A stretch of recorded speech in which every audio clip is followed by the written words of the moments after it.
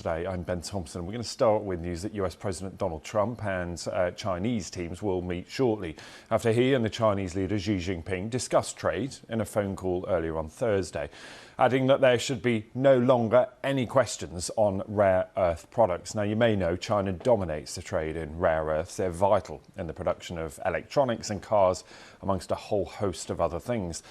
Now, the conversation was focused almost entirely on trade. Nothing was discussed concerning Russia, Ukraine or Iran. That's what President Trump wrote on social media, adding that the two leaders had invited each other to their respective countries for visits. So let's get the thoughts now of Erin Delmore, who's in New York for us. And Erin, give us a sense here of how important this call was.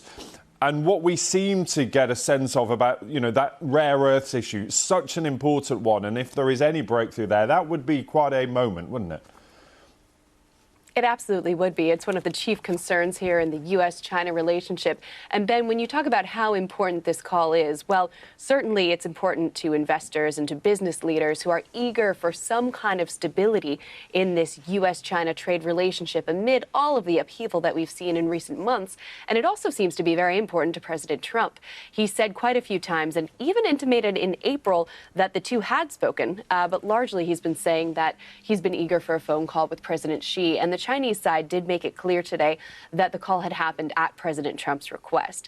Now, while President Trump said that there should be no questions further surrounding rare earth metals, the social media post that he put up itself doesn't have a lot of detail to it. We don't know what was progressed or what was agreed upon in this phone call, but what we do know is that the two sides plan to meet, according to President Trump, and that he plans to send Howard Lutnick, Jamieson Greer, and Scott Bessent, his three closest and top economic advisors, to those talks. He also spoke about a friendly relationship with President Xi, said that the president had extended an invitation for him and the First Lady to come to China, and that he reciprocated, and he called them leaders of two great nations.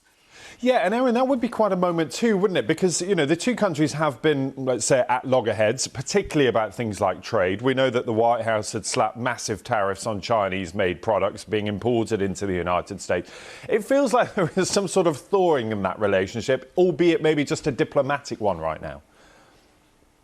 I think they would take even that opening, Ben. I mean, we're seeing some of this tension spill over into other issues as well. For instance, about Chinese student visas here in the United States. And this is really why we tend to call things a trade war, an escalation on the front. There's always this idea that if you don't have these kinds of diplomatic moments of coming together, things could escalate further. And that has definitely been the fears among some business owners here in the United States, especially ones that rely on China not only for finished goods, but for component goods to then make into finished goods for sale here in the United States. So when we talk about where we were just about a month and a half ago with these triple-digit tariffs on Chinese goods imported into the U.S., well, a lot of what is to come is being negotiated at the moment, and a lot of folks are eager for something permanent and something lower that they can plan their businesses around.